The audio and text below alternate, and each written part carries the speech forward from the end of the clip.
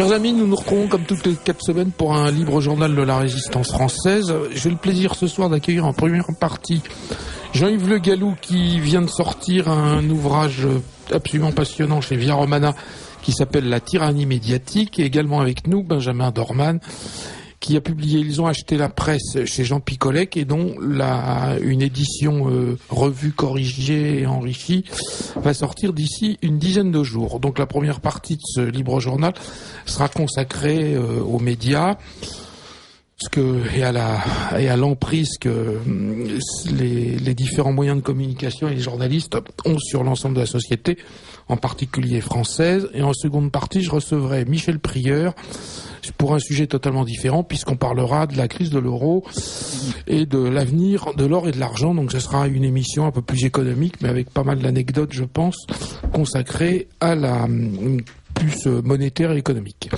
Donc en première partie, la tyrannie médiatique et les systèmes de fonctionnement des médias.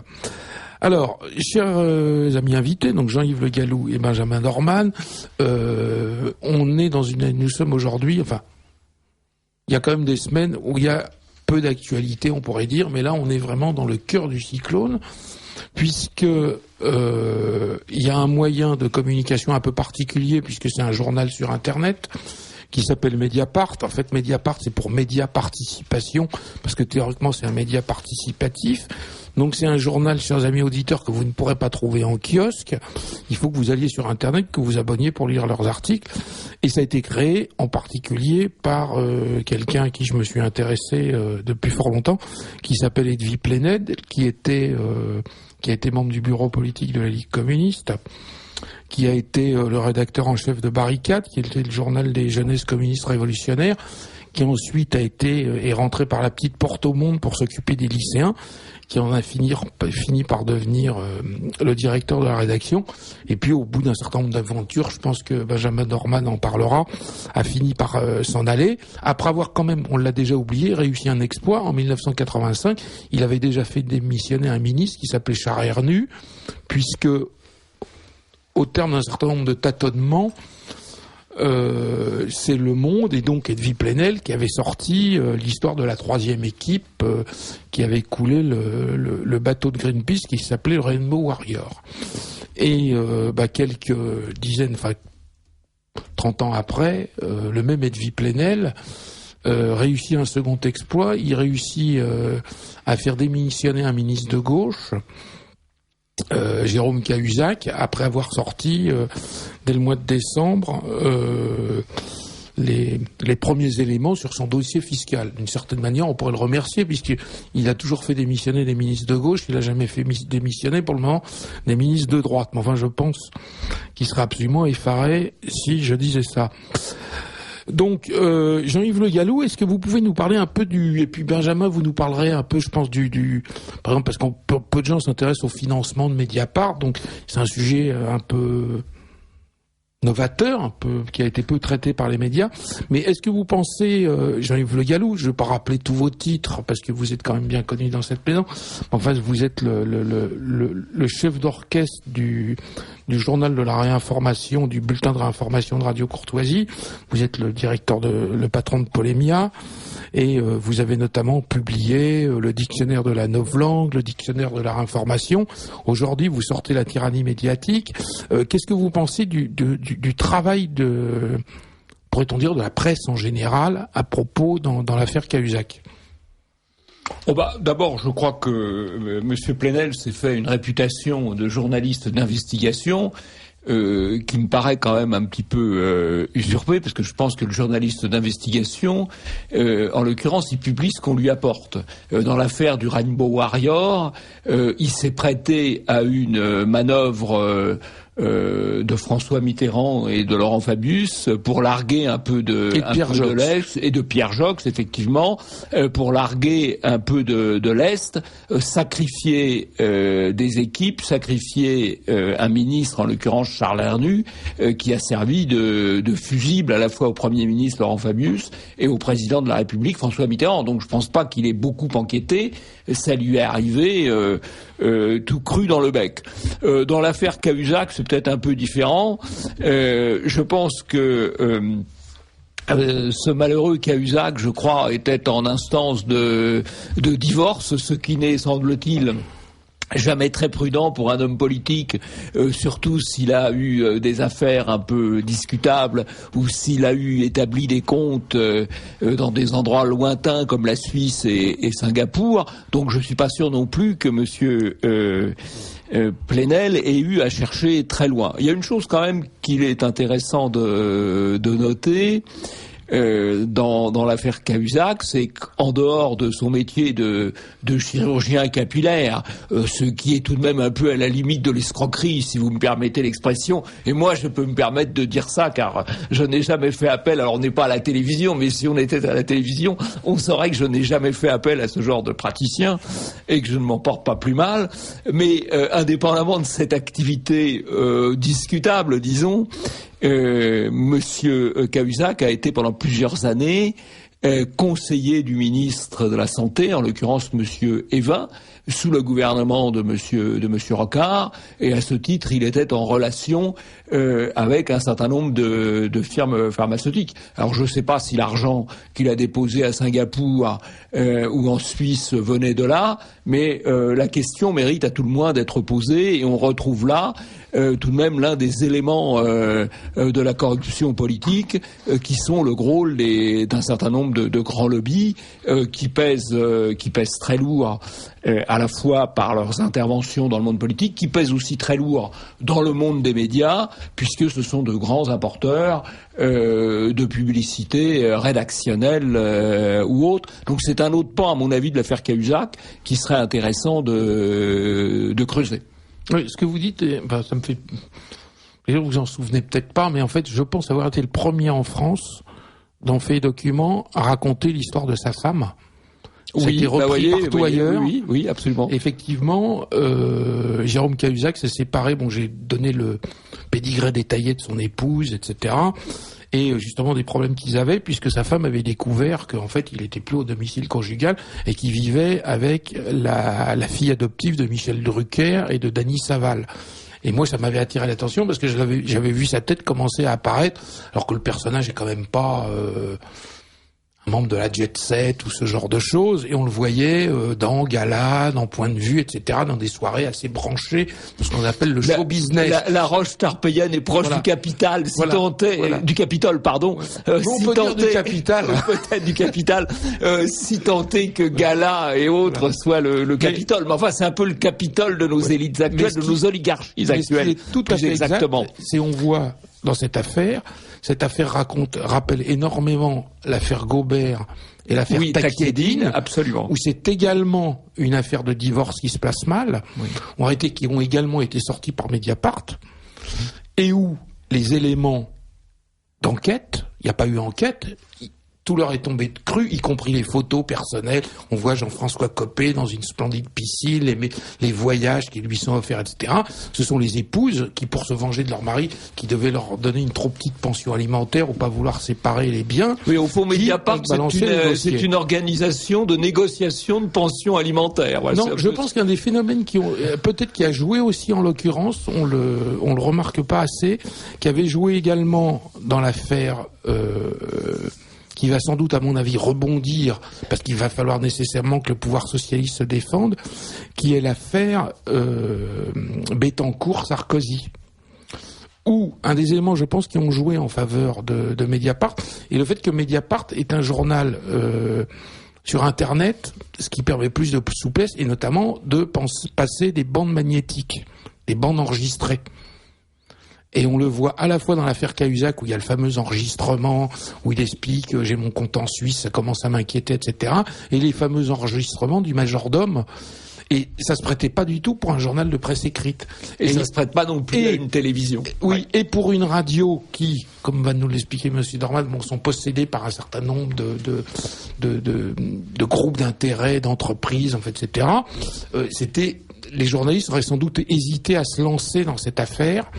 Et je pense que Mediapart a un peu foncé parce que ils veulent récupérer toute cette clientèle qui est en train d'échapper au monde, qui leur était venue à l'époque où il y avait l'équipe des trotskistes, quoi. Il y avait toute cette équipe que j'ai longuement décrite dans un certain nombre d'ouvrages ou de biographies, qui ont des liens particuliers avec le syndicat de la magistrature, qui ont des liens avec des policiers de la Ligue des droits de l'homme, qui ont des liens avec un certain nombre d'alus, ce qui leur permet de récupérer des dossiers. Et apparemment des liens avec les femmes en instance de divorce, qui devient la nouvelle source de moralité publique. Voilà. Alors, est-ce que vous me permettez une petite voix discordante sur ce thème? À la fois, je vous suis sur ce qui vient d'être dit, et à la fois, j'ai pas envie de regretter que, en plus du Canard enchaîné, il y a un autre média vers lequel aillent certaines personnes pour faire certaines révélations. Il y a un article en ligne aujourd'hui de Gattegno, Hervé Gattegno, aussi supposé être journaliste d'investigation du Point, expliquant que lui, il voulait absolument croire en Cahuzac, et qui trouve que vraiment Mediapart ne se grandit pas en publiant des choses et en disant tout ça, c'est quand même le principe de la délation et de la dénonciation, et il n'y a pas d'enquête. Alors, je pense que vous avez raison, de la même manière que quand les gens disent mais comment le Canard enchaîné trouve tout ce qu'il trouve, la réponse est en ouvrant sa boîte aux lettres. Je pense qu'on revient aussi à une époque où un univers qui a l'habitude de contrôler ce qui se dit et de contrôler ce qu'on ne dit pas devient débordé par certaines personnes et essaye de dire mais tout ça c'est le retour aux pires heures, celle de la dénonciation et de la calomnie. Je suis pas mécontent moi des informations qui ont été publiées par Mediapart, même s'il y a d'autres choses dont on va pouvoir parler, mais ça me paraît pas inutile. Et comme les histoires du loup auxquelles plus personne ne croit, on voit aujourd'hui le défilé de tous ces gens qui disent mais on ne savait rien en premier, qu'on ne savait rien. Depuis l'affaire Strauss-Kahn, ce genre de défilé a pris du plomb dans l'aile. Ça va être difficile d'expliquer que personne ne savait rien. Non, un certain univers qui a l'habitude de se tenir les coudes pensait pouvoir garder tout ça secret, tenu, et c'est un des thèses que je partage de Jean-Yves Le Gallou dans son livre, c'est qu'avec Internet, ça devient de plus en plus dur de contrôler les images et l'information. Mais je crois qu'on n'a pas été du tout négatif vis-à-vis du travail de Mediapart. Oui, on a dit que c'était Mediapart, c'est biface un petit peu, hein, parce que Mediapart, c'est sur Internet et donc ça a certaines des libertés d'Internet. Ça permet, comme vous l'avez dit, Emmanuel, de promouvoir des petites séquences, des petits sons difficiles de promouvoir autrement. Donc ça fait des choses difficiles à faire dans la presse traditionnelle. Ce point de vue-là, c'est beaucoup plus moderne que le Canard enchaîné. D'un autre côté, c'est aussi une manière d'occuper tout de même le créneau Internet pour ramener vers le politiquement correct, puisque ce sont quand même des organes qui bénéficient de financiers, qui bénéficient d'argent et qui concurrencent d'une certaine manière des sites qui marchent exclusivement avec des volontaires et des bénévoles. Donc il y a deux choses. Ça utilise la technologie Internet et donc c'est un peu plus agressif, un peu plus corrosif que les médias traditionnels, et dans le même temps, ça vise aussi à saturer une partie de l'espace Internet pour le reprendre au service du politiquement correct. C'est toute l'ambiguïté de Mediapart ou de Rue 89, par exemple. Oui, juste un rapide commentaire. Je vous suis sur la partie technologique. Et là aussi, on sera amené probablement à en reparler tout à l'heure, c'est que une des forces de Mediapart, qui est la force d'Internet, c'est quand les gens commencent à dire « mais on doute, pourquoi croire X plutôt qu'Y », on commence à pouvoir dire « mais en ligne, on vous met le document, on vous met le procès-verbal », avec tout le problème, vous l'avez dit, des liens avec la justice, certains ont les pièces, d'autres les ont pas. Donc c'est vrai que l'outil Internet et la technologie permet immédiatement de mettre des preuves en ligne, ce qui est très très différent et intéressant. En revanche, il y a la deuxième partie dont vous parlez, mais qui est aussi presque amusant, c'est cette presse très engagée, très militante, qui s'appelle indépendante, mais qui est militante, on le sait tous, et ça a été rappelé par Emmanuel Ratier. Je veux dire, quand Edoui Plenel dit « je suis indépendant », bon, on sait qu'il est militant avant d'être indépendant, quoi qu'il en dise, et il s'en cache qu'à moitié. Et donc, les voir dire « voyez, on va vous faire la démonstration qu'on peut causer des problèmes à un homme de gauche, donc… ne nous lâchez pas, chers amis qui étiez repus d'anti-sarkozysme, on sait aussi faire autre chose », ça frôle l'exercice de style qui est plutôt comique, je trouve, parce que on est à la limite d'être contre nature dans cet exercice. En tout cas, pour revenir, je ne m'oppose ni à l'un ni à l'autre, évidemment. Mais c'est votre côté centriste, Emmanuel, qui vous perdra. On pourrait dire extrême centriste. Extrême centriste. Voilà, faut quand même, voilà. Radicalement centriste. Voilà. Donc, sur le fait qu'il y avait, le fait que c'est quand même un petit milieu, c'est absolument exact, parce que moi, je m'intéresse beaucoup aux personnes, plus qu'aux J'ai du mal à faire des synthèses, de grandes synthèses brillantes, intellectuelles, etc. Et donc, dans mon bulletin fait et documents, je m'intéresse plutôt aux personnes. Et dans cette affaire Cahuzac, c'est absolument extraordinaire. Vous avez l'avocate de la femme de l'épouse de Cahuzac, qui est la sœur de Jean-François Copé. Vous avez le nouvel avocat Jean Veil, qui est apparu, qui est l'avocat de Chirac, qui est le fils de Simone Veil. Oui. Qui est d'Antoine Veil, mais qui est aussi l'avocat de Dominique Strauss-Kahn. Et qui a été l'avocat de Jacques Chirac. Oui, mais qui est l'actuel avocat de Dominique Strauss-Kahn dans ses affaires de mœurs.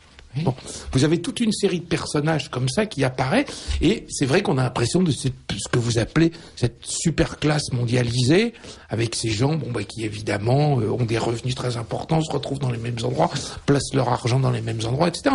Le conseiller financier de Cahuzac, qui est un banquier qui s'appelle Dreyfus, qui travaille avec la Suisse, etc., est un ami personnel de Carla Bruni et un des conseillers financiers de Nicolas Sarkozy. C'est-à-dire que c'est pour ça que je pense que dans cette affaire, il y a d'autres affaires qui vont ressortir. Mais en plus, on va pas tarder à nous rappeler qu'un des grands chargés de clientèle était le fils Fillon à la banque UBS, et que donc, voilà. On n'a pas fini de tirer la pelote. Voilà. Et c'est vrai que pendant un certain temps, ce genre d'affaires avait plutôt tendance à être, vous voyez, on voyait Éric Voert qui avait soutenu Cahuzac. C'était très très intéressant, il lui avait apporté son soutien, alors que théoriquement ils étaient de partis opposés, mais ils avaient occupé le même type de poste. Ils pouvaient se sentir dans des circonstances proches. Oui, mais c'est exactement ce que je dis. Absolument, oui. Ce qui est intéressant aussi, c'est quand même le même avocat. Oui. Alors évidemment, on peut dire qu'il est spécialisé dans le genre d'affaires politico-financières. Je pense qu'il doit falloir aussi des revenus sacrément importants pour faire appel à ses services, revenus qu'on peut pas détenir normalement avec un mandat parlementaire et un mandat de maire, qui sont des revenus qui sont pas négligeables, mais qui ne permettent pas de se payer des avocats de ce calibre. Ça, c'est un autre élément de réflexion. Un des éléments qui a apporté quand même, c'est qu'il a effectivement déclaré que les 600 000 euros n'avaient jamais été déclarés où que ce soit. Il l'a dit quand même, il l'a indiqué sur moi. Donc évidemment, bien sûr, ça vient des laboratoires pharmaceutiques qui l'ont fait des virements à l'étranger pour ce conseil. Mais il y en a beaucoup d'autres. Si on cherchait, je ne vais pas en parler trop ce soir. Alors, un certain nombre d'anciens ministres qui travaillent, en particulier pour les laboratoires pharmaceutiques, d'anciens ministres, il y en a beaucoup. Accessoirement, quand même, on pourrait noter qu'il était au cabinet de Evin, qui, si mes souvenirs sont exacts, était un élu de Loire-Atlantique. Comme l'actuel Premier ministre. Voilà. Oui, je dirais au passage, chacun sait que les ministres ont signé des feuilles de patrimoine et ces déclarations de patrimoine qui étaient disponibles sur le site de Matignon. Dès que Cahuzac a démissionné, on l'a retiré sur le thème il ne fait plus partie du gouvernement, donc il n'y a plus de raison qu'elle y figure, alors que c'était le seul moment où c'était intéressant de la relire, parce qu'on oublie que derrière la fraude fiscale, il y a aussi un faux en écriture. Je veux dire. Mais on voit qu'on est là aussi très loin de ce qui se pratique notamment aux États-Unis, et je rejoins ce que vous disiez, c'est-à-dire au-delà de la déclaration de patrimoine, dont on aperçoit qu'en plus elle est sur l'honneur, elle ne fait même pas l'objet de vérification, on n'a pas l'essentiel des CV des personnes. On sait que dans le cadre de Roselyne Bachot, il y a eu aussi une activité pour des laboratoires pharmaceutiques.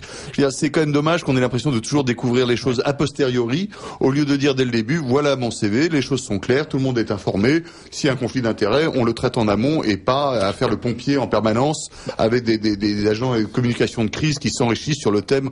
À quel moment est-ce qu'on va pouvoir dire que finalement on change radicalement d'avis et de position, et comment on va pouvoir le dire? Oui, parce qu'il y a indépendamment effectivement des avocats, il y a aussi les communicants de crise qui sont aussi des gens très chers. Oui, absolument. Un des exemples qui m'amuse, parce que personnellement j'ai quand même géré quelques crises dans ma vie, mais je n'ai jamais apporté des factures, ramassé des factures correspondantes à l'ampleur des crises. Et sans cellule de soutien psychologique. Ah ben non, ça alors ça c'est non, ça j'allais tenir une non. C'est pitoyable d'avoir besoin d'une cellule de soutien psychologique quand on a un petit souci. Un des éléments qui pourrait parfaitement, dans le cadre de cette espèce de transparence qui est exigée aujourd'hui par l'ensemble des parlementaires et par Pierre Moscovici cet après-midi à l'Assemblée nationale, c'est ne serait-ce que la déclaration de fortune de François Hollande qui est absolument grotesque. Puisque sa déclaration de fortune se fonde sur la déclaration pour l'ISF.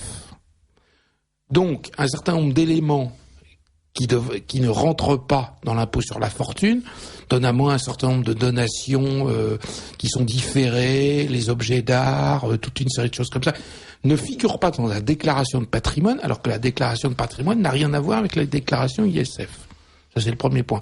Et la deuxième chose, c'est qu'on a quand même, puisqu'elle a un élément qui figure sur le bloc de l'Élysée, nous avons une première dame de France, qui est sa concubine, ou je sais pas ce qu'on appellera. En tout cas, c'est pas une épouse morganatique. Et c'est quelqu'un, donc, on peut considérer qu'ils vivent ensemble. Donc, ils devraient faire une déclaration de patrimoine commun. C'est des éléments qui ne sont jamais abordés par aucun média. Voilà. Enfin, c'est juste un avis. Et les grandes déclarations, effectivement, qu'on a eues cet après-midi de Pierre Moscovici, avec des choses qui sont quand même... moi, que je trouve scandaleux. Il a été indiqué qu'à cause de M. Cahuzac, l'ensemble du patrimoine de tous les ministres avait été examiné et que les déclarations fiscales de Cahuzac avaient été revues sur 20 ans. Enfin, je veux dire, on a l'impression bientôt de se trouver dans les crimes contre l'humanité, quoi. On remonte à 70 ans en arrière pour condamner les gens. Vous voyez, 20 ans de déclaration fiscale. Enfin, c'est grotesque. Je sais pas ce que vous en pensez. Mais c'est on découvre dans ce jour-là, personne ne savait qu'il y avait eu une espèce d'examen fiscal dans une obscure cellule du ministère des Finances. Mais je crois que je pense que ça se fait traditionnellement, ça. Oui, mais ils ont dit qu'à l'arrivée des ministres, il y a une cellule du ministère des Finances qui regarde ça. Je crois que c'est assez habituel. Ils ont dit qu'à l'occasion de Cahuzac, là, donc entre décembre et avril, ils avaient examiné la situation de tous les ministres. Oui, mais ça à mon avis, c'est fait de manière assez régulière. Je voudrais juste rebondir sur une chose que vous venez de dire, c'est que on peut, quand on est journaliste, oublier, soi-disant, d'enquêter sur un sujet ou de poser la question, comme la déclaration commune pour vie commune, ce qui est évidemment une bonne question. Mais en plus, quand les gens disent des choses qui sont contestables ou discutables, ils pourraient au moins poser quelques questions. Quand Valérie Trierweiler explique qu'elle doit garder un emploi salarié comme journaliste parce qu'elle doit nourrir ses enfants, il y en a pas un pour dire attendez, vos enfants ils ont quoi, entre 20 et 30 ans?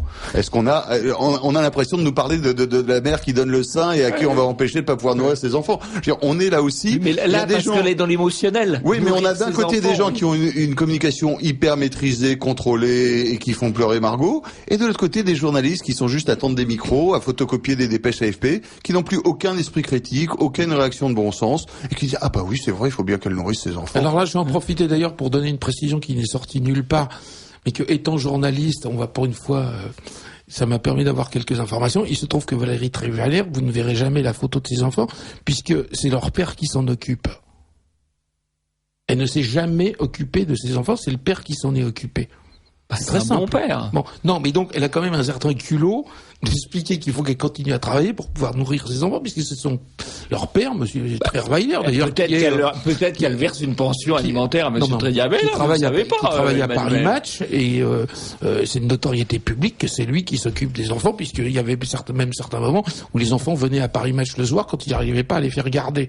Donc je trouve qu'elle a un culot absolument extraordinaire. Voilà. Bon, alors on va passer. Mais le tort est-il aux gens qui ont du culot ou à ceux qui leur permettent d'avoir ce culot? Oui, voilà. Oui. Je pense que ce que vous avez dit est très juste. C'est l'absence de toute réaction critique des journalistes, en tout cas vis-à-vis des puissants et des gens établis, puisque pour les dissidents, là, ils savent faire preuve. Comme dirait Coluche, tant que je gagne, je joue. Voilà, d'une autre attitude. Ils savent adopter une autre attitude. Alors, on va aborder un autre sujet, parce que je voudrais qu'on ne reste pas dans les choses trop théoriques, etc.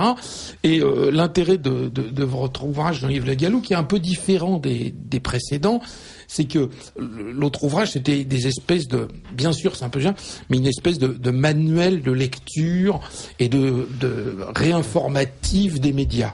Oui. Là, vous abordez plus un certain nombre. Il y a évidemment. C'est une interprétation du système médiatique dans sa globalité. Voilà. Et vous reprenez un certain nombre, je vous ai dit, de choses que j'adore absolument. C'est-à-dire, vous faites un certain nombre de schémas. Je suis en train de les chercher. Ouais, alors les schémas, mais c'est ça, c'est dramatique. Non, mais c'est très très parlant parce que la chaîne de fer des Mianas, ou par exemple, il y a une chose dont il faudrait parler, mais on va parler le carré carcéral de l'idéologie médiatique. Dès qu'on l'a vu, tout de suite, en 30 secondes, on l'intègre et on peut s'en resservir ensuite. Oui, écoutez. Donc parlez-nous un peu de ce carré carcéral. C'est tout ce qui est dit, tout ce qui est présenté doit s'inscrire à l'intérieur précisément de ce carré carcéral, c'est-à-dire antiracisme et antiracisme et immigrationnisme. D'un côté, mondialisme et libre-échangisme économique de l'autre, qui se renvoient l'un à l'autre, et puis la rupture avec les traditions, et la repentance et la culpabilisation historique. Et là, on a un ensemble de thématiques dans lequel tout doit s'inscrire, et ce qui s'inscrit à l'intérieur de ce carré, eh bien c'est bien, c'est gentil, ce sont les gens qui sont dociles, ce sont les moutons qui sont inscrits dans le carré ou dans le choral. Non, mais les bons. Parce qu'il y a une idée morale aussi. Ceux qui sont à l'extérieur ou ceux qui cherchent à sortir de ce carré, eh bien, ce sont les méchants, ceux qu'on condamne et qu'on essaye de ramener à l'intérieur du carré carcéral. Alors justement, je voudrais que vous nous en donniez une illustration avec la polémique sur les récentes manifestations contre le mariage homosexuel, qui est un archétype, c'est parfait. Le mariage, d'abord, c'est une erreur, Emmanuel, de parler de mariage homosexuel. Mais il y avait des guillemets, comme je mets dans ma lettre. Alors, les guillemets à la radio, c'est difficile. Mais moi, il y a toujours des guillemets. Le mariage, sa définition, c'est assez simple. C'est l'union durable d'un homme et d'une femme. Donc, à partir du moment où il s'agit d'unir, durablement ou non, deux hommes ou deux femmes, c'est autre chose. Et donc, je pense que la bataille, d'ailleurs, elle a été perdue. Je l'ai lu, je cite pas l'auteur parce que son nom ne me revient pas, mais je crois que la bataille a été perdue à partir du moment où l'idée a été acceptée de parler de mariage gay ou de mariage homosexuel, puisque le mariage, encore une fois, c'est l'union d'un homme et d'une femme. Donc là, on devrait parler c'est autre chose. De pas de couple, mais de père. Et on ne devrait pas parler de couple et de père. Alors, le problème de père à la radio, là aussi, c'est qu'il faut bien prononcer entre père, P-A-I-R-E, et père, P-E, accent grave, R-E. Ça, c'est la difficulté. Mais effectivement, ce sont des pères homosexuels, et qu'on peut peut-être envisager d'unir ou qu'elle passe des contrats, mais ça n'est pas un mariage, et parler de mariage, c'est une erreur. Bon, ça c'est la première remarque. Mais il est évident que ça s'inscrit totalement dans les éléments de ce carré carcéral, puisque c'est la rupture avec les traditions, et avec une tradition quand même multimillénaire, non seulement avec la tradition catholique, mais avant même la tradition catholique, avec ce que pouvait être le mariage romain, par exemple. Voilà. Et donc c'est quelque chose, c'est une rupture, et c'est en cela que ceux qui sont pour cette rupture sont du côté des gentils, et que ceux qui sont contre cette rupture et qui s'opposent à ce mariage, de manière de plus en plus radicale, d'ailleurs, j'observe, sont des méchants et des pas gentils. En même temps, vous avez la minorité homosexuelle, donc qui s'occupe, donc que vous décrivez parfaitement, la minorité qui a plus d'importance que la majorité. Alors, je crois avec le carré mondialisation, qui est le fait que ça se passe partout ailleurs. Oui, ce qui est d'ailleurs faux, puisque ça se passe dans un petit nombre de pays, généralement européens ou américains, et à l'exception de 2 référendums aux États-Unis qui ont eu lieu en même temps que l'élection de Monsieur Obama, à chaque fois qu'il y a eu des référendums, il y en a eu 50 dans le monde, c'est toujours le non qui l'a emporté. Il y a des exceptions, il faut le reconnaître, c'est lors de l'élection de Monsieur Obama. Quelques États. Dans 2 États. Dans 2 États, partout ailleurs, dans une 50aine d'États américains ou de pays où la question a été posée par référendum, le non l'a emporté. Et il y a un pays qui vit dans la démocratie directe de manière un peu plus complète que les autres, et où la question n'est même pas posée, c'est la Suisse, parce que on n'imagine pas un seul instant que le peuple suisse puisse voter un machin pareil. Non, mais dans le cadre de la mondialisation, je disais évidemment pour les chrétiens, parce qu'on a eu de nombreux articles, je me souviens d'articles dans Le Monde, la France est très en retard sur ce type de pratique. Il y a même eu Monsieur Askolovitch qui avait eu un bobard d'or en 2011 parce qu'il avait affirmé, mais on est en retard, toujours la thèse, on est en retard en France, vraiment c'est pas bien, on se marie, les homosexuels se marient partout dans le monde. Voilà. Sauf en France. Sauf en France, c'était la phrase de Monsieur Askolovitch qui lui avait valu un bobard d'or en 2011, et quand une petite équipe sympathique lui a voulu lui remettre son bobard d'or, il a dit la liberté d'expression, on s'en fout, ce qui est quand même un bel aveu de Monsieur Askolovitch, qui est sur ce plan-là sur la même ligne que Monsieur Patrick Cohen, expliquant que la liberté de penser, je dis bien la liberté de penser, non pas la liberté d'expression, la liberté de penser s'inscrivait dans le cadre des lois qui la réglementaient et la limitaient, ce que franchement ni Monsieur Staline ni Monsieur Hitler avaient envisagé, et qui va au-delà même de ce que Orwell a pu écrire. Eh bien, c'est Monsieur Patrick Cohen, directeur d'une chaîne de radio du service public, qui professe cette belle pensée. Oui, j'ai plusieurs commentaires, si vous le permettez. D'une part, je voudrais distinguer dans vos propos ce qui relève de l'opinion et ce qui relève des faits. C'est-à-dire, quand on dit un mariage, c'est l'union durable d'un homme et d'une femme, c'est effectivement la définition dans le Code civil actuellement. On peut comprendre que certains veulent modifier cette définition, après tout, même si j'imagine que la majorité des auditeurs n'y sont pas forcément favorables. On peut à la limite ouvrir ce débat. En revanche, il y a les faits tels que vous les dites. C'est-à-dire que quand on dit nous sommes dans les derniers, la plupart des gens, 7 pays sur 27 dans l'Union européenne prévoient le mariage entre couples du même sexe. Donc 20 pays ne le prévoient pas. Et là, on est dans la dictature de la minorité. Tous ces gens qui nous parlent de démocratie à longueur de journée, quand leurs idées ne correspondent pas à la majorité, ils disent oui, mais vous nous empêchez d'être la majorité de demain. C'est-à-dire que ils nous parlent d'une majorité inéluctable qui arrivera un jour, et ils refusent leur statut minoritaire. Ils font comme le fait le Front de gauche et Mélenchon, qui dit moi le peuple, du haut de ses 1,5% ou de ses 3%, et qui dénie toute majorité. Et ça, c'est quelque chose de problématique. Comme vous l'avez dit, il y a 94% des habitants dans le monde qui vivent dans un pays où on ne peut pas se marier et qui ne tiennent pas donc à se marier, sinon il ferait changer la loi. Et ça, on l'oublie complètement. Là où j'ai un petit point j'allais dire de désaccord, mais si ça se trouve, ça sera pas un désaccord, c'est quand vous dites on a perdu sur ce thème au moment de tel virage sémantique, etc. Je pense que c'est très en amont. Et vous le savez bien, c'est dans la constitution des rédactions que c'est déjà perdu. C'est-à-dire qu'on a le problème. Moi, je ne suis pas particulièrement souverainiste, mais j'ai bien constaté l'absence de débat possible dans les rédactions, par exemple sur le traité européen. Et donc, ça a été le même débat là. On a des rédactions parisiennes qui ont un profil sociologique très atypique, très différent du reste de la France, qui n'en ont pas moins une forme de légitimité, qui représentent certaines personnes, mais relativement minoritaires.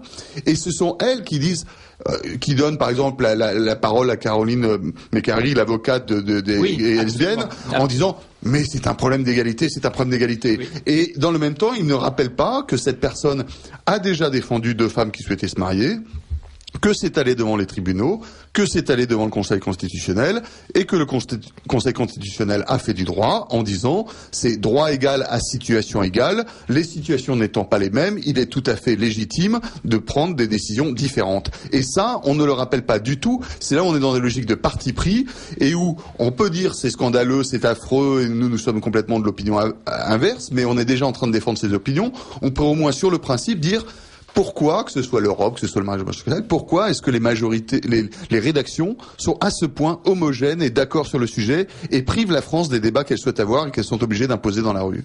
Alors ici, surtout qu'on a une 30 secondes. Je voudrais juste apporter en plus, Maître Mécari, a des engagements extrêmement particuliers dans des associations lesbiennes, pour être très clair. Oui. Donc on peut pas dire que ça soit un avocat détachée de son sujet. Non, donc elle est elle-même impliquée à l'intérieur. C'est une militante. Et ça n'est jamais précisé. Non. C'est exactement comme par exemple quand on parle de Caroline Fourest ou Fiametta Vénère, elle est présentée comme journaliste, etc. Mais elle n'est pas présentée comme ce qu'elle était il y a encore 2 ans, présidente du Centre gay et lesbien de Paris. En plus financé par Bertrand Delanoë, etc. C'est pas du tout une personnalité indépendante et pourront dire qu'il y a une approche de subvention avec diffusion dans toutes les bibliothèques à Paris. D'un journal qui paraissait d'ailleurs plus que périodiquement. Et là, on est dans la double dictature des minorités. Parce que l'INED a publié une étude, et je ne sais plus si c'est l'INED ou l'INSEE, mais une étude statistique sur le nombre, aujourd'hui, des couples homosexuels en France. 100 000. 100 000, c'est-à-dire 0,3% de la population. Donc il n'est pas absolument certain d'ailleurs que tous veulent se marier, par parenthèse. Et c'est évident, 10 000, le premier point est 10 000, le nombre d'enfants qui vivent dans ce type de couple, c'est-à-dire 0,03%, 0,3 pour 1000 de la population. Donc vraiment des éléments hyper minoritaires. Et qui sont portés par une autre minorité. Pour 18 millions d'enfants qui vivent dans d'autres types de familles. Non, mais qui sont d'ailleurs tellement minoritaires que statistiquement ça n'est pas fiable. Parce que les enquêtes n'ont pas porté sur un nombre suffisant de personnes. Ça, je suis pas. Si, vraiment, l'étude, c'est une étude de, je crois que c'est une étude de l'INSEE. À mon avis, il est entièrement biaisé. Mais les cas existent indéniablement. En tout cas, c'est indéniablement très minoritaire. Ça existe surtout dans les cabinets ministériels. Et ces minorités sont portées par une autre minorité, qui est la minorité médiatique.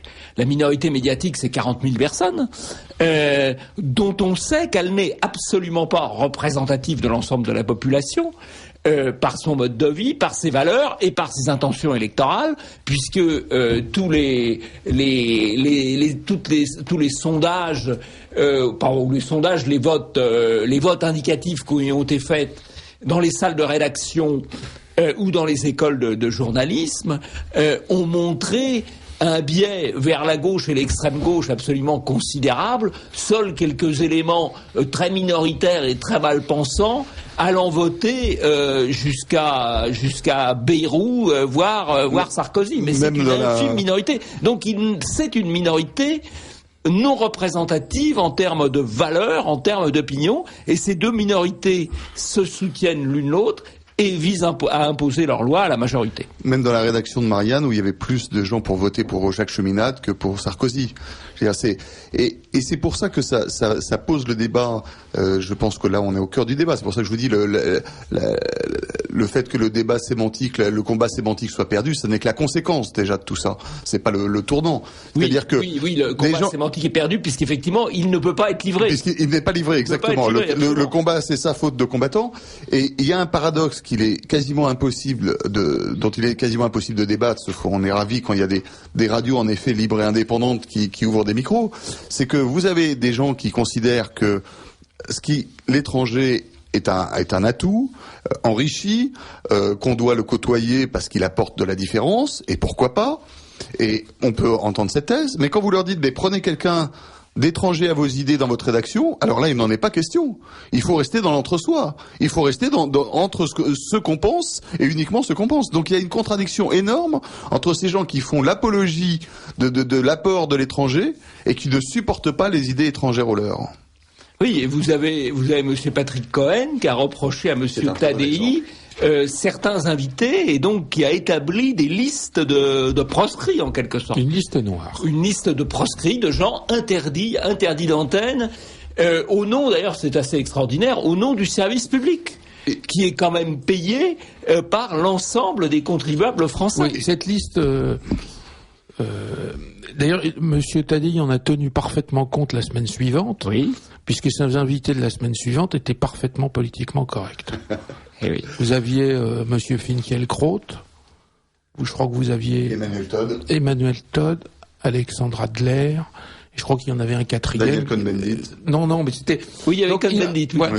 Il y avait Cohn-Bendit. Donc il en avait parfaitement tenu compte à ce moment-là. Mais ça, alors, je 5 sur 5. Je vous rappelle que vous êtes à l'écoute du Libre Journal de la Résistance française de Radio Courtoisie. Je reçois ce soir Benjamin Dorman pour son ouvrage « Ils ont acheté la presse », dont la nouvelle mouture va paraître aux éditions Jean Picolec d'ici une quinzaine de jours. Parce que la précédente a été épuisée, qui prouve que le sujet intéresse les lecteurs et auditeurs. Et Jean-Yves Le Gallou, qui a publié aux éditions Via Romana La tyrannie médiatique. Alors, j'aurais qu'on continue sur un sujet peut-être mineur, mais qui m'intéresse parce que je trouve que ça permet pour les auditeurs de Radio Courtoisie d'avoir une bonne illustration du contenu de Folie. C'est la polémique sur le chiffre des participants aux 2 manifestations parisiennes. Avec on peut le dire quand même, les véritables charcutages, traficages de la préfecture de police de Paris. Alors, avec toute une partie de la classe médiatico-bien pensante qui, pour une fois, reprend les chiffres officiels de la préfecture de police et dit que les chiffres sont très très exagérés des organisateurs de cette manifestation, alors qu'en général, il dit systématiquement les chiffres de la police sont faux, il faut tenir compte de ceux des manifestants, du moment que ces manifestants sont de gauche. Absolument. Alors il faut savoir là où il y a un biais terrible dans ces affaires de comptage, c'est qu'il faut savoir si on compte en gens réels ou en unité de compte de manifestants. Parce que en unité de compte de manifestants, il est très fréquent qu'une manifestation de gauche ou bien pensante, son nombre soit évalué très généreusement par la préfecture de police et multiplié par 5 ou 10 par rapport à la réalité par les organisateurs. Et donc, quand les journaux reprennent les chiffres des organisateurs ou font une moyenne, il est évident qu'il y a une surévaluation générale. Et donc, il y a eu une surévaluation générale, notamment des manifestations favorables à la loi Taubira, puisque on nous a dit pour la première qu'elle avait réuni 70 000 personnes, alors que la place de la Bastille, d'où ils sont partis, était aux 3/4 vide. Heureusement, nous avions un observateur qui a pris des photos qui ont été ensuite sur Internet, des présences sur la place de la Bastille ce jour-là au départ de la manifestation à différentes heures, et on sait que il pouvait pas y avoir 70 000 personnes puisque la place de la Bastille était assez largement vide. De même, et d'ailleurs cette manifestation s'est terminée sur la petite place du Luxembourg et non place de l'Opéra, qui était trop grande. Dans la place de l'Opéra, quand le Front National il tient un meeting de la vie générale, c'est 15 000 personnes, ce qui est probablement assez conforme à la réalité. Et donc quand des gens dont on vous dit qu'ils ont réuni 70 000 personnes, alors qu'ils ont renoncé à terminer leur manifestation sur une place qui en contient 15 000 pour en prendre une plus petite, on est déjà là dans la démesure. Idem pour l'autre manifestation du 28 janvier, je crois, de la manifestation où ça a été aussi totalement surévalué. Et donc il y a eu d'un côté des chiffres surévalués et de l'autre des chiffres sous-évalué. Ceci étant, je ne pense pas personnellement qu'il y avait 1 400 000 personnes à la dernière manifestation.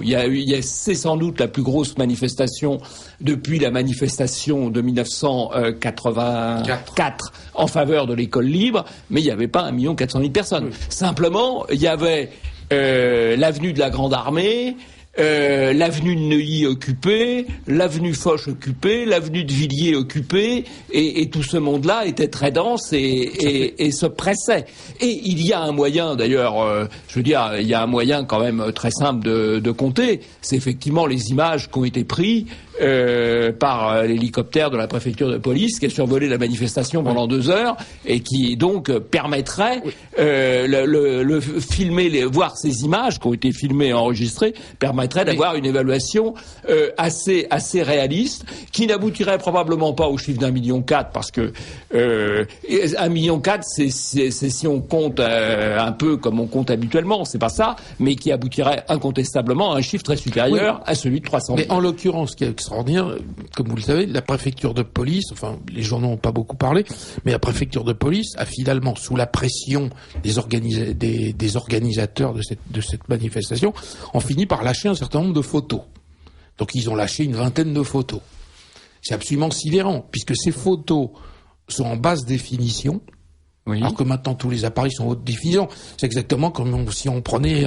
c'est un appareil qui permet de reconnaître une personne en particulier et qui permet de reconnaître une plaque d'immatriculation de voiture. Or donc là, il y a une assez bonne définition. Ils les ont donné avec 1,4 million de pixels. Parce qu'il est délirant, c'est les appareils d'il y a 10 ans.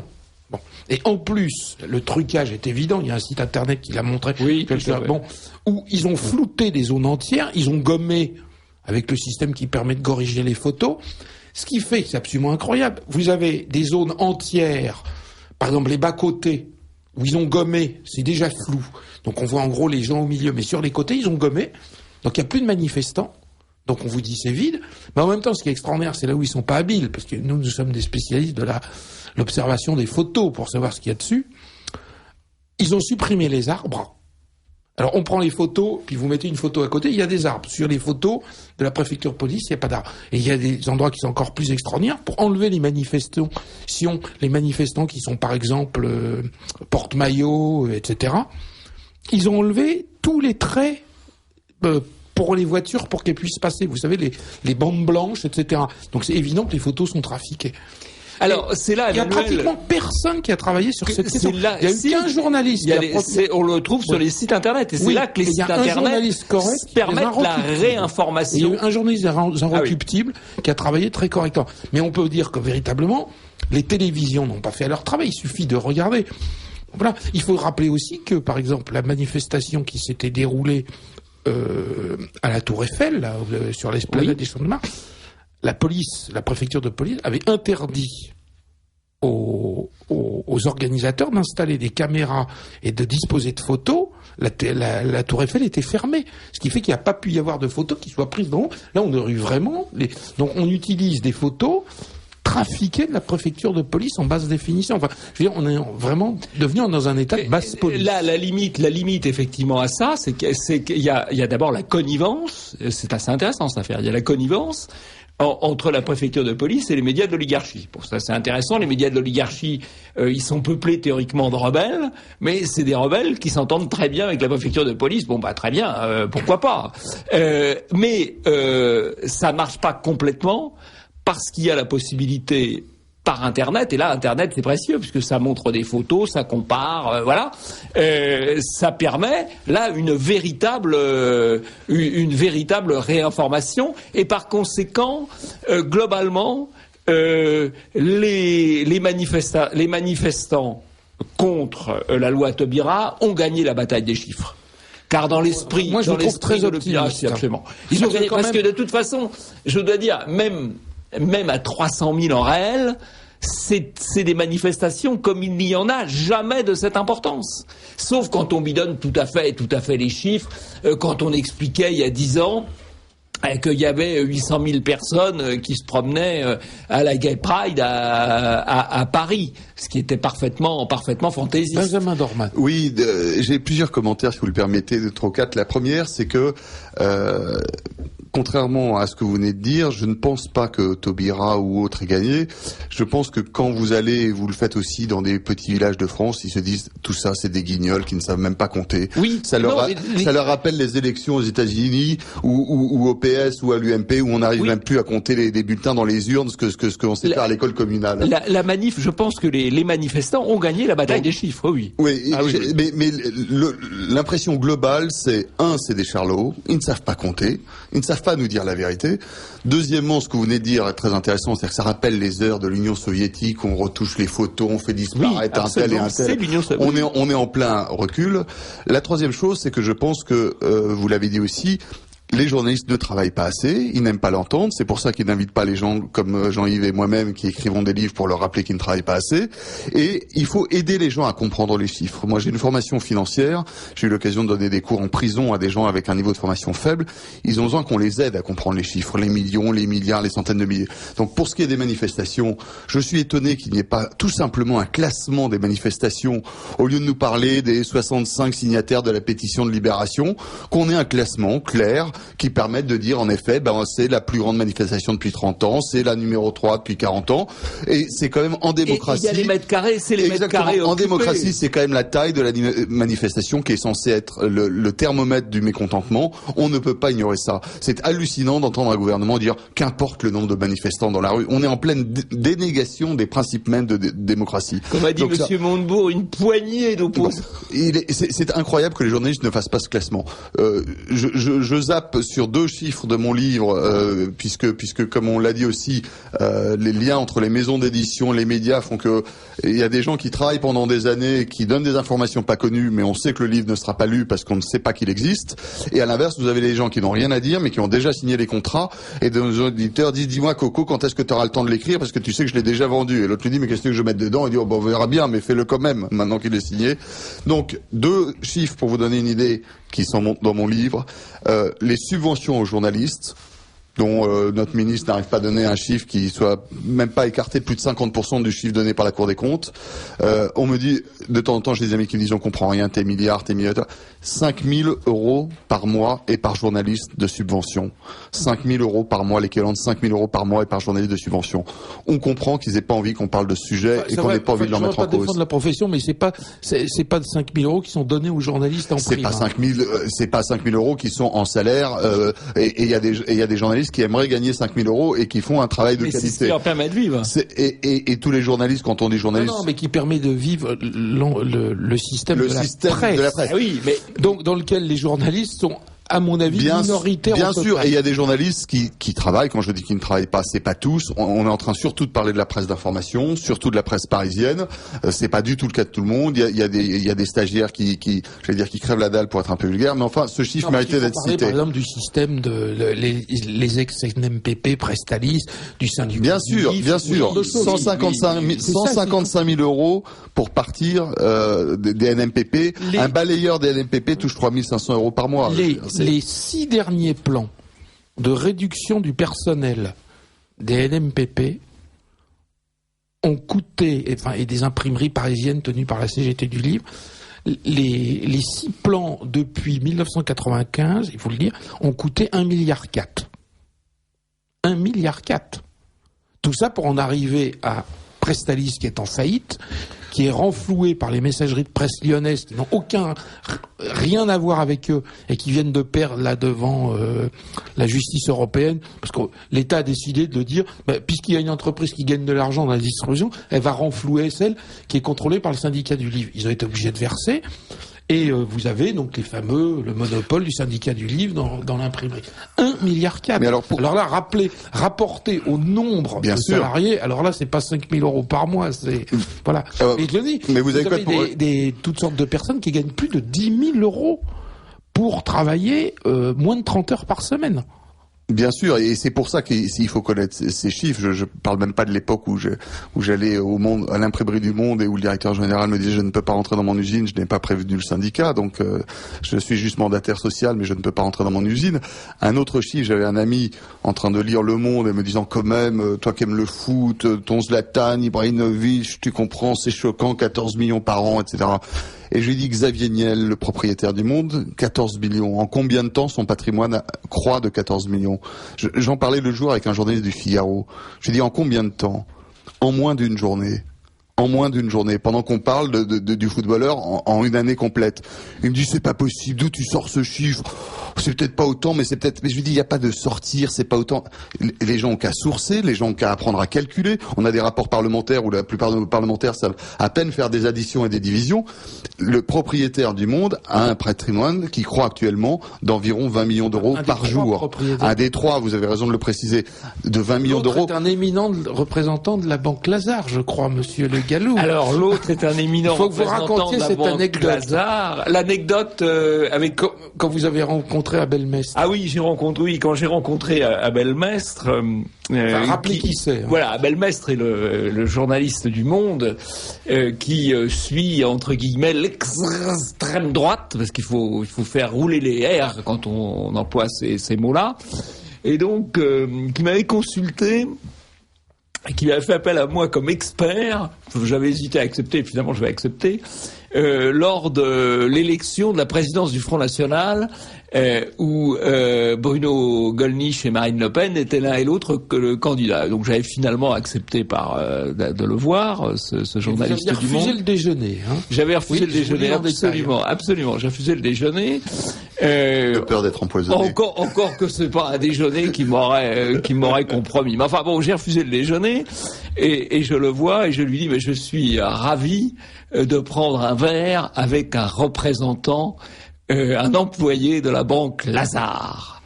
Et il a eu cette réponse absolument superbe, mais il m'a dit non, monsieur Pigasse est là à titre personnel. Voilà. Alors, le monde, effectivement... Pigasse est un des détiens, un tiers de la majorité. Pigasse est un des trois patrons du monde, avec Xavier Niel et avec Pierre Berger, éminent représentant du lobby homosexualiste. Mais s'ils avaient lu, ils ont acheté après, s'il aurait pu vous répondre autre chose d'un de mes amis qui travaille avec Mathieu Pigasse et qui m'a dit c'est quand même le seul banquier qui dans son bureau a le portrait de Che Guevara. Et ça aurait rassuré la direction du Monde, se disant ça va, il est des nôtres, il est des nôtres. Un vrai rebelle, un vrai rebelle, et il n'a pas de cravate, donc vraiment ça fait deux signes qu'on peut leur faire confiance.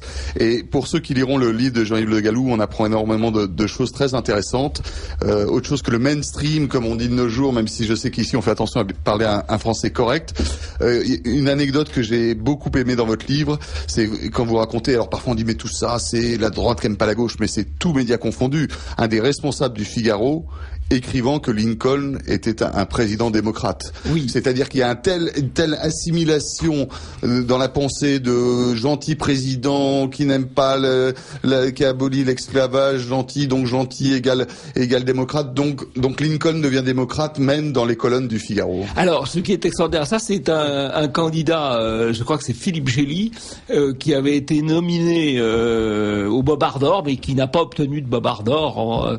Et ce qui est extraordinaire, c'est que c'est un spécialiste des États-Unis.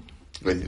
Il a été correspondant du Figaro aux États-Unis. C'est pas le type qui découvre les États-Unis. Il y en a un autre qui a fait une erreur à peu près comparable.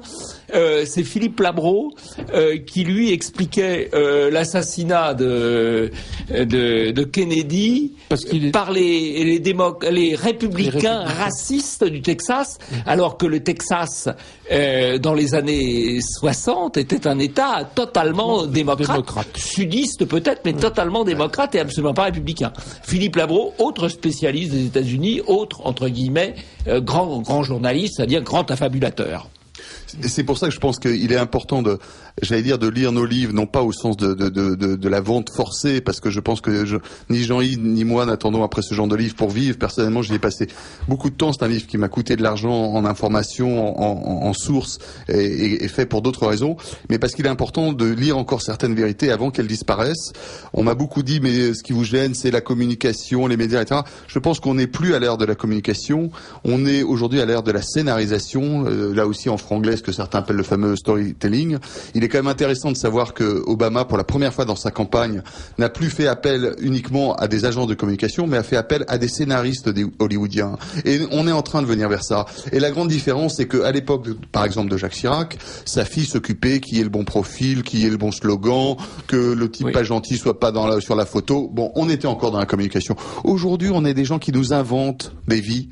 Et on va continuer, comme avec Cahuzac, à découvrir la vraie vie, puisque la vraie vie est masquée par une comédie complète, on l'a vu avec DSK.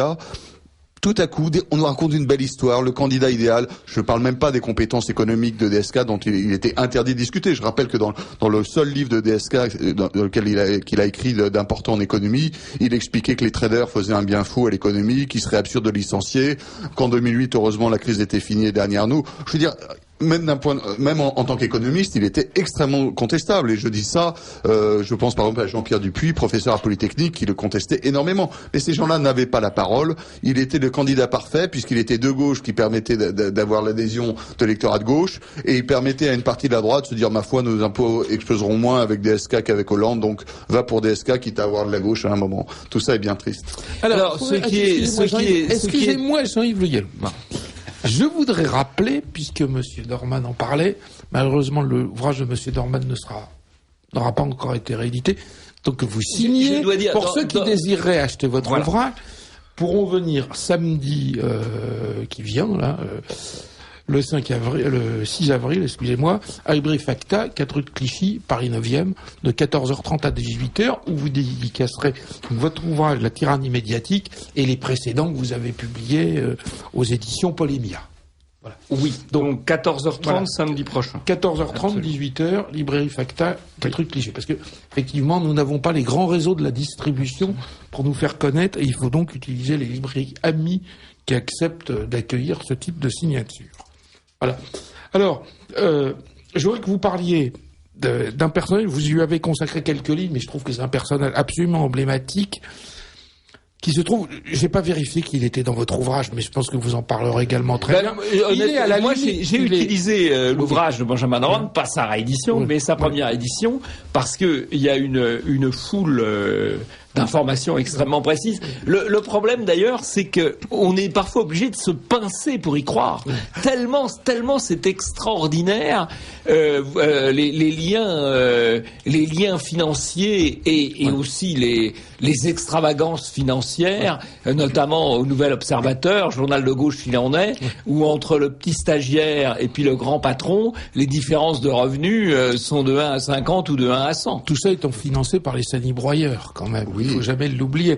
Mais donc je voudrais qu'on revienne justement, parce que ça recoupe tout à fait ça, un personnage qui est absolument emblématique de ce genre de manipulation, de présence dans les médias, de ce qu'on appelait le storytelling. Hein, parce que je sais pas si vous avez l'équivalent en français, mais... je crois que la scénarisation, oui. C'est Bernard. Là, il n'y a pas de cochon, Emmanuel. Vous en direz bien, le cochon a disparu. Parce que sinon, là, le mot scénarisation convient très bien. Nous ne pourrons même pas parler en économie des pigs, n'est-ce pas? Donc, c'est Bernard-Henri Lévy, auquel vous consacrez quelques passages, mais c'est un personnage c'est un des hommes clés, je pense, du système médiatique en France, du système également éditorial en matière de livres, par le fait dans les maisons d'édition, les comités de lecture, etc. Mais il joue un rôle quand même essentiel dans la tyrannie médiatique. Alors, si vous voulez, dans la tyrannie médiatique... c'est quand même été l'homme qui a réussi à faire sa propre guerre. Oui. Alors, dans la tyrannie médiatique, en fait, il y a quatre parties. Hein. Il y a l'analyse de qui contrôle les médias, les journalistes, les financiers, les publicitaires, pour faire simple.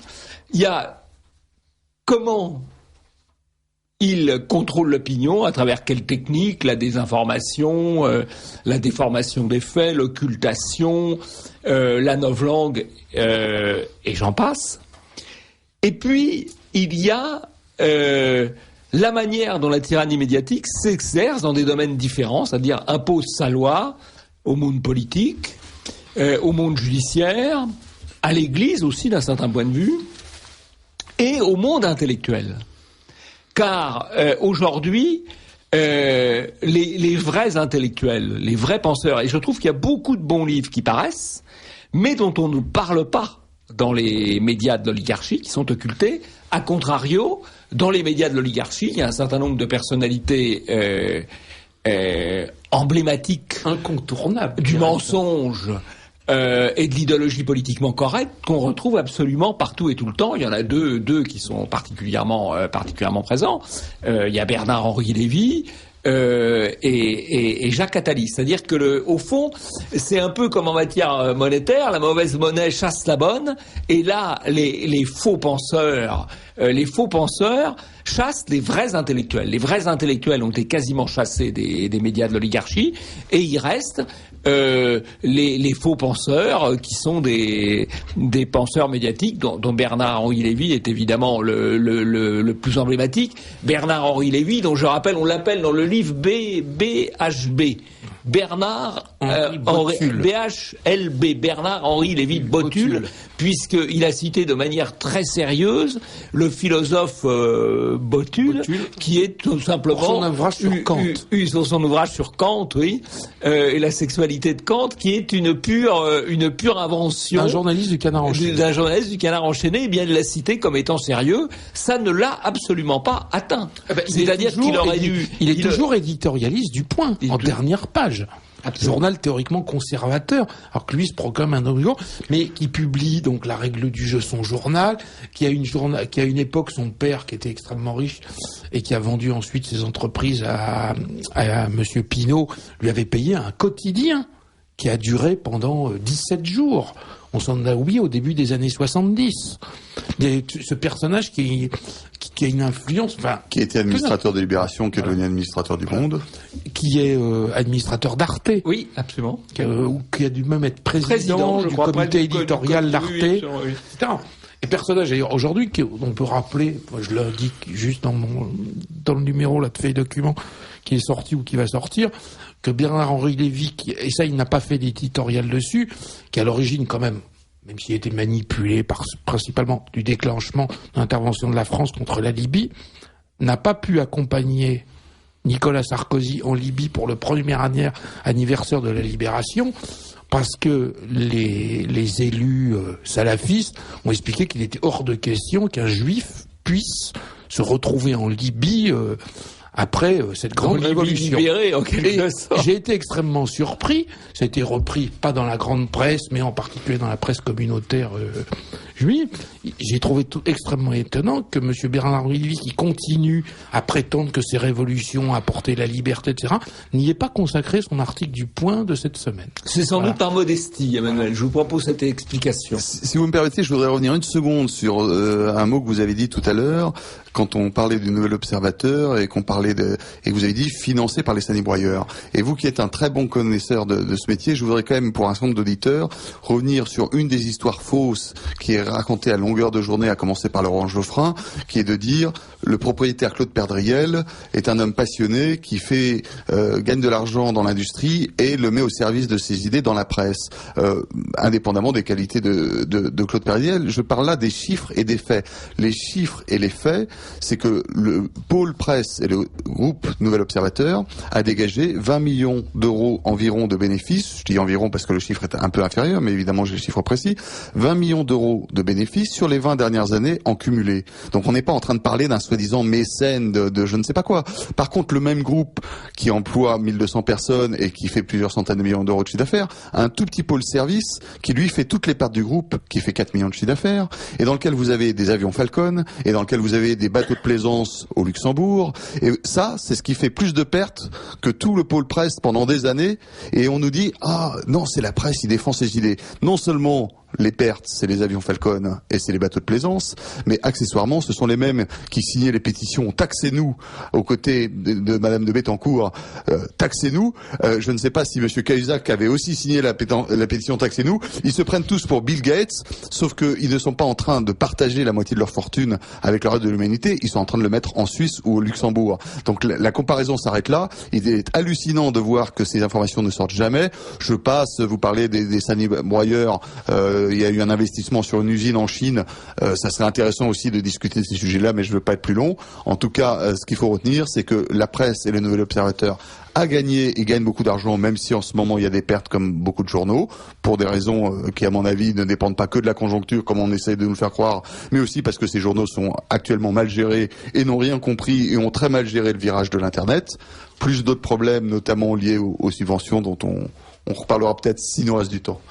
Alors, je rappelle que vous êtes à l'écoute du Libre Journal de la Résistance française de Radio Courtoisie. Je reçois ce soir Benjamin Dorman, qui a signé « Ils ont acheté la presse » aux éditions Jean Piquielec, dont la nouvelle édition, revue et corrigée enrichie, paraîtra d'ici une quinzaine de jours, et Jean-Yves Le Gallou pour son ouvrage « La tyrannie médiatique » qui vient de sortir chez Via Romana. Alors, on a un certain nombre de messages, je ne les lis pas tous parce qu'il y a des messages qui sont hors propos de cette émission, en dehors de cette émission, et puis il y a des éléments qui sont trop précis, trop infimes, donc je sélectionne des messages qui peuvent intéresser toujours comme d'habitude le plus grand nombre d'auditeurs possible.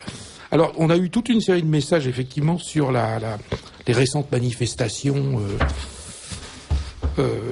à Paris. Et on nous dit, par exemple, ce qui est vrai, si le gouvernement a interdit les Champs-Élysées, c'est qu'il savait qu'il aurait été plus facile de compter les gens et qu'il y aurait eu 1 million de personnes. Non.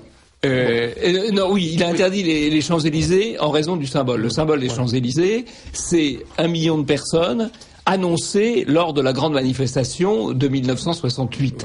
Ouais. La réalité, c'est qu'il y avait probablement 200 000 personnes, ce qui est considérable. Voilà. Mais avec les Champs-Élysées occupés, ils auraient débordé d'ailleurs, les Champs-Élysées. Les Champs-Élysées auraient débordé, et par conséquent, en termes de nombre, l'idée qu'il y avait 1 million de personnes serait totalement passée. Il suffit de prendre les photos enfin même sans les manifestants, de l'avenue de la Grande Armée, de l'avenue qui conduit à Neuilly, l'avenue de Neuilly, et même au-delà, l'avenue Foch, les avenues qu'ils ont ouvertes, c'est plus que les Champs-Élysées. C'est beaucoup plus que les Champs-Élysées. Je voudrais quand même rappeler pour ceux qui ne sont pas parisiens que Matignon et l'Élysée sont juste à côté des Champs-Élysées. Dans tous les pays du monde, plus on s'approche du palais présidentiel, moins les forces de l'ordre sont tendres. Et je pense que les mouvements de masse sont difficiles à contrôler. Et quand on a des centaines de milliers de gens à qui on dit on vous écoute pas, on se moque de savoir ce que vous pensez, ce que vous dites et combien vous êtes, on s'expose à des débordements et que je pense que le gouvernement n'aurait pas voulu dans le monde entier qu'il puisse y avoir des images de ce gouvernement actuel qui est débordé par sa population. C'est vrai, sauf que l'Élysée est quand même protégé par des petites rues. Oui. Donc c'est quand même relativement. Enfin, c'est un argument qui a sûrement joué aussi. Oui. Alors autre message, mais je suis certain que l'information sera rectifiée. Plus réinformatrice demain matin. Ce soir, effectivement, je l'ai entendu en venant à l'émission, ce soir on nous annonce que le trafic est interrompu à la gare Saint-Lazare, sans dire que c'est à la suite d'une agression. Voilà. Parce que c'est assez... Alors, tous les jours. Je l'ai entendu quand même, je l'ai entendu en venant... Oui. Sur une radio que je ne nommerai pas, parce que en tant que réinformateur, je suis obligé professionnellement, en quelque sorte, d'écouter d'autres radios que Radio Courtoisie, où on précisait que c'était à la suite d'une. Alors le mot était quand même bien choisi. C'était une altercation entre un conducteur et des jeunes qui étaient sur une voie. Oui, voilà, à Saint-Nom-la-Bretèche, qui n'est quand même pas un endroit... sur le golf voilà, non, apparemment, c'était pas sur le golf. Et je ne sais pas si les jeunes étaient des jeunes de Saint-Nom-la-Bretèche, j'en suis pas absolument certain. Mais voilà. Mais comme vous le savez, enfin, comme vous l'avez évidemment remarqué, au début, l'information n'est pas forcément encore mise en forme. Voilà. Ce qui fait que les premiers bulletins donnent l'information. Absolument. Et ensuite, on vous dit, les cheminots ont exercé leur droit de retrait. Voilà. Et puis, à la fin, ça se termine par la gare Saint-Lazare est fermée. Et souvent, les meilleures informations sont celles qui paraissent avant d'être repassées dans le moule. Les meilleures informations sont celles de 6 heures du matin. Enfin, en l'occurrence, ça pouvait pas être le cas puisque c'est arrivé dans la journée. Mais alors, on nous dit, vous en parliez, je voudrais qu'on le fasse avant la fin de l'émission, donc je vous propose, Jean-Yves, d'intervenir. Est-ce que les intervenants peuvent citer des noms de sites internet qu'ils observent et que nous ne connaissons pas forcément? Donc je dirais des sites internet de réinformation. Les grands sites internet de réinformation, il y a le site François de Souche, bien évidemment. F de Souche. F de Souche. Alors c'est très simple. Il suffit de taper F de Souche et toc, ça arrive. Il y a le Salon Beige. Il y a Nouvelles de France. Il y a Novo Presse. Voilà les principaux. Sur les médias, moi je connais Logim, je connais pas les sites dont vous citez, mais il y a Logim, l'Observatoire des journalistes et de l'information médiatique, Logim, un très bon site, très très remarquable. Voilà, là on a déjà des choses très solides. Voilà, si on s'intéresse, si on veut un peu plus de recul et passer dans la réflexion au-delà de l'événement, hein, donc si on est plutôt dans des sites de réflexion que dans des sites de réinformation, il y a évidemment polémia.com et il y a Metapo Info. Enfin, par exemple, il y a, je pense que par exemple Boulevard Voltaire qui s'est lancé. Alors il y a Boulevard Voltaire aussi avec Robert Ménard qui fait un bon travail. Très bon travail. Voilà. Très bon travail. Mais il y en a toute une série. En fait, en allant sur les sites que Jean-Yves Le Gallou vient de citer, comme en général ils ont l'honnêteté de sourcer leurs informations. On arrive rapidement à trouver les autres sites souvent plus spécialisés. Par exemple, il y a l'Observatoire de l'islamisation, des choses comme ça, qui sont des organes plus spécialisés. Qui sont un peu des sources des autres. Voilà alors, F de Souche, c'est en gros une revue de presse très bien faite. Avec beaucoup de vidéos, beaucoup d'audio sur et mise à jour en permanence. Mise à jour en permanence, en continu, sur les questions d'immigration en particulier et les questions d'actualité en général. Le Salon Beige, c'est plutôt un blog catholique et un blog sur les valeurs, qui est évidemment très en pointe dans l'affaire du mariage homosexualiste, ou du faux mariage, plus exactement, parce qu'il ne faut pas que je tombe moi-même dans le piège du vocabulaire que je dénonce. Nouvelles de France est un site qui se définit comme libéral-conservateur et qui apporte des articles d'information, notamment sous forme de photos. Et également de réflexion. Qui a fait pas mal de réinformation sur les manifestations, qui apporte aussi de la réinformation, qui apporte aussi de la réflexion.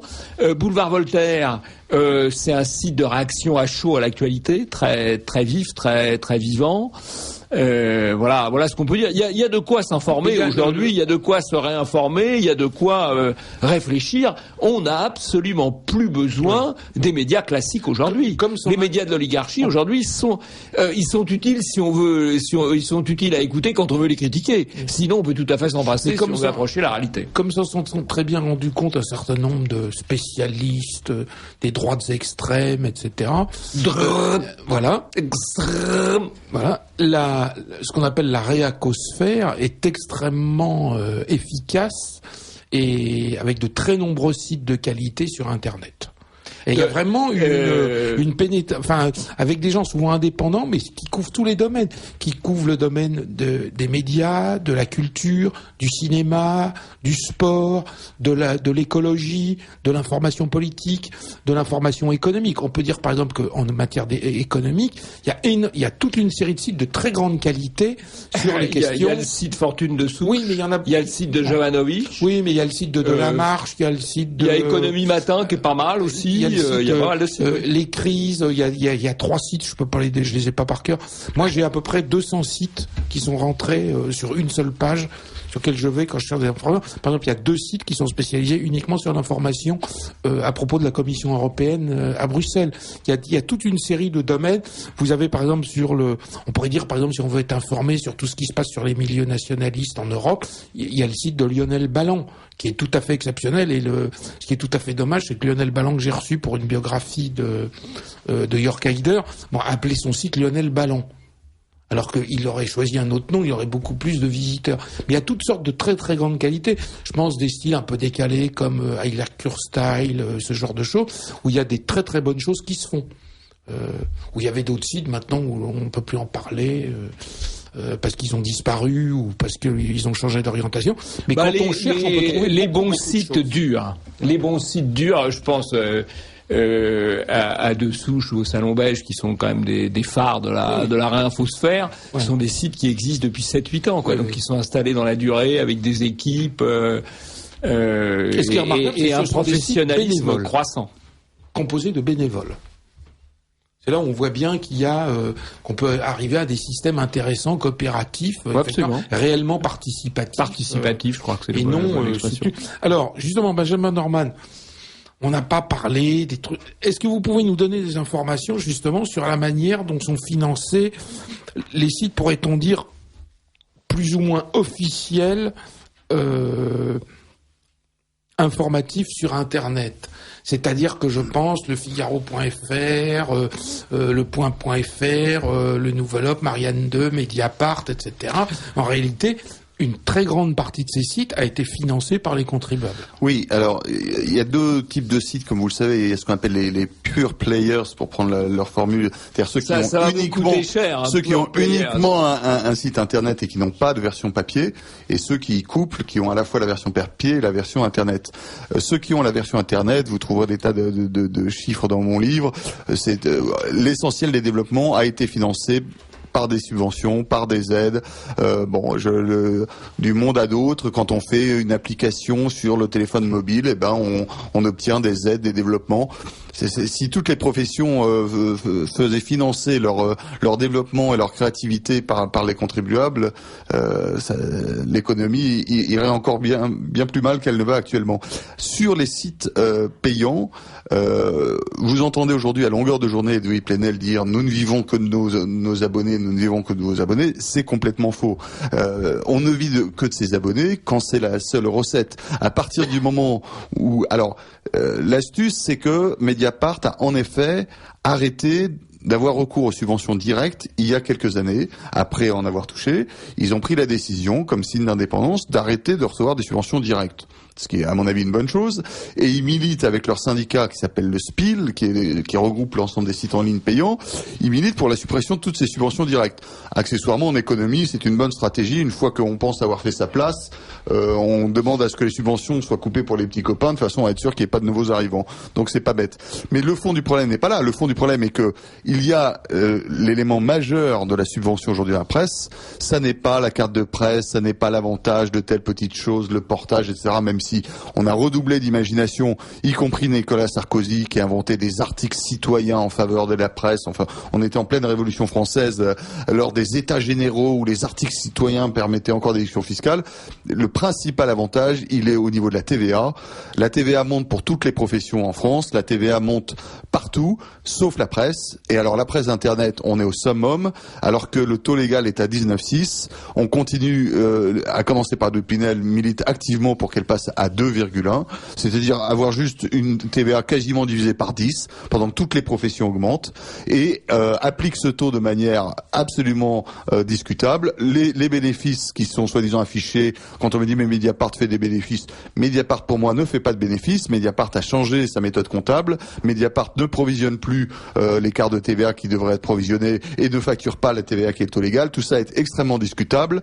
Je pense que au total, si je voulais finir sur un propos un petit peu haut en couleur, je dirais je pense qu'il n'est pas impossible que Mediapart doive plus d'argent à Bercy que n'en doit Cahuzac. Mais pour l'instant, c'est Cahuzac qui s'en va et c'est Mediapart qui reste. Alors, avant de continuer, on a un certain nombre de messages et je voudrais rappeler, parce qu'effectivement c'est assez intéressant, il y a un site qui est tout à fait particulier, c'est une personne qui nous disait que les meilleures informations télévisuelles à propos de la manifestation du 24 mars étaient passées sur la Voix de la Russie, qui est un cas particulier puisque c'est une télévision sur Internet. Oui, voilà. Oui, absolument. Donc, on devrait citer la Voix de la Russie parmi les organes de réinformation français, je rassure les auditeurs, parmi les organes de réinformation. Et c'est vrai que le style même de leurs journalistes est assez différent de ce qu'on a l'habitude, ou les reportages qu'ils font sont très différents de ce qu'on peut avoir sur les différentes télévisions classiques en France, accessibles soit directement par par le câble ou par satellite. Bon. Et c'est, on peut dire, une nouvelle chaîne qui est assez novatrice en la matière. Oui, qui fait. Alors, c'est une chaîne qui fait une émission pour le moment, une émission d'actualité hebdomadaire, mais qui est tout à fait intéressante. Alors, on a un certain nombre de questions. Je vais m'adresser là à Benjamin Dorman. On a toujours l'impression que les auditeurs savent tout, mais bon, les gens se renouvellent. Qu'est-ce que c'est que les ouvriers du livre ? Ah, c'est un ouvrier qui travaille à l'impression des livres et des journaux. C'est un monopole de la CGT qui date de l'après-guerre.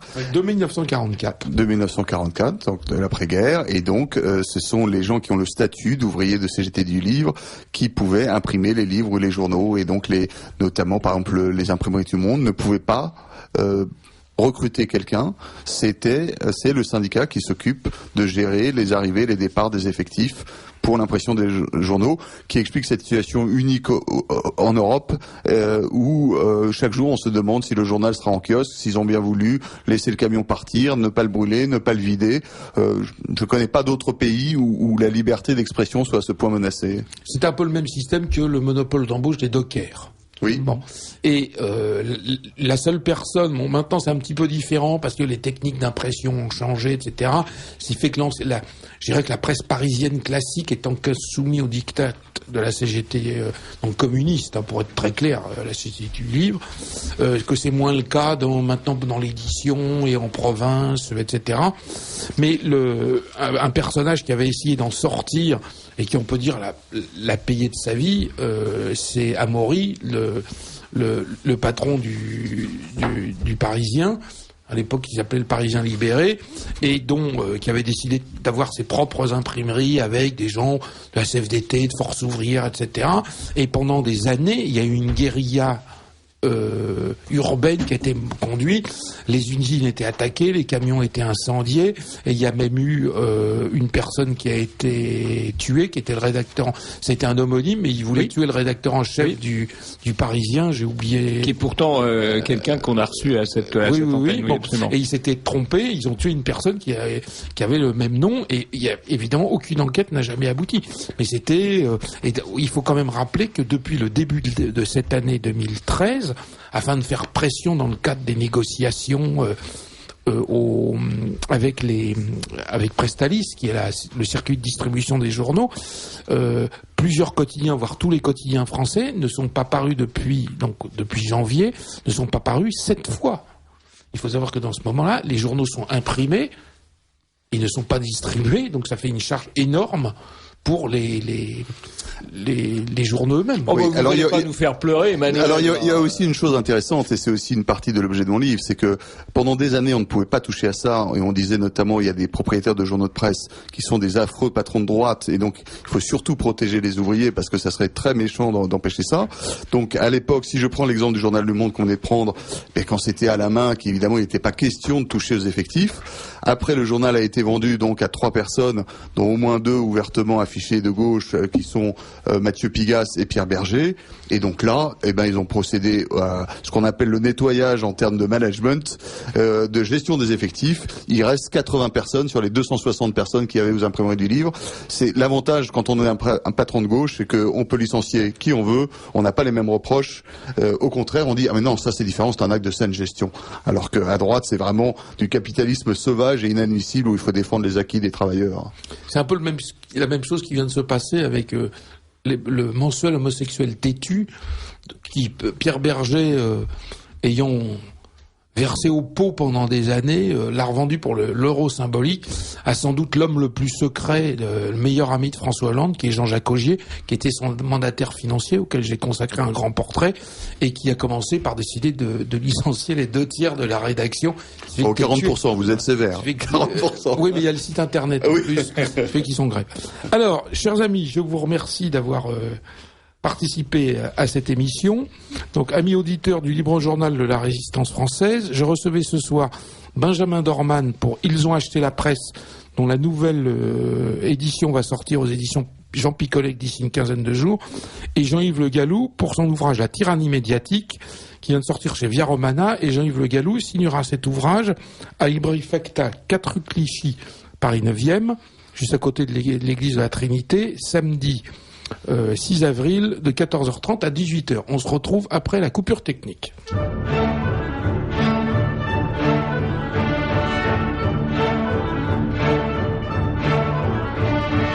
Voici un message d'Anne Coffinier, fondatrice de l'association Créer son école. Il y a 1000 raisons possibles d'aimer Radio Courtoisie, et chaque auditeur sait bien en lui-même pourquoi il allume son poste à cette fréquence avec une jubilation toute particulière. Il me semble en tout cas que si Radio Courtoisie est plus qu'une radio, c'est qu'elle est cette voix qui nous rejoint dans notre intériorité et nourrit notre discours intérieur. D'ailleurs, après une émission particulièrement riche, nous ressentons le besoin d'éteindre le poste pour savourer le morceau, le ruminer, le faire nôtre, ou au contraire le rejeter. Chaque patron d'émission, comme un capitaine de navire, nous prend à son bord et nous emmène dans son monde. Le temps d'une émission, nous adoptons son point de vue et goûtons une pensée qui n'est pas nécessairement la nôtre, mais qui nous donne une meilleure compréhension du réel. C'est en cela que cette radio enrichit notre rapport à la vie, qu'elle nous cultive effectivement. Bien sûr, il peut nous arriver d'être agacés par notre radio et de tourner rageusement le bouton pour couper le sifflet à cette voix qui nous dérange. Mais cet agacement est à l'image des dépits amoureux. Il témoigne encore, et presque mieux, de la force de nos attentes à l'égard de Radio Courtoisie. En réalité, qu'elle traite des subtilités délicieuses de notre langue, d'art ou littérature, cette voix de la radio va à l'essentiel, car elle est tournée délibérément vers la recherche de la vérité. Rien n'est plus précieux, car nous dit Solzhenitsyn, tout s'est embourbé dans le mensonge, et tout le monde le sait. On en parle ouvertement dans les conversations privées, on en rit, on en est excédé, tandis que dans les manifestations officielles, on répète hypocritement ce qu'il faut. Ce mensonge général, imposé obligatoire, est l'aspect le plus terrifiant de l'existence des hommes de votre pays. Fin de citation. Radio Courtoisie est une brèche dans cette chape du mensonge. Il ne tient qu'à nous de l'agrandir. Soutenons la radio.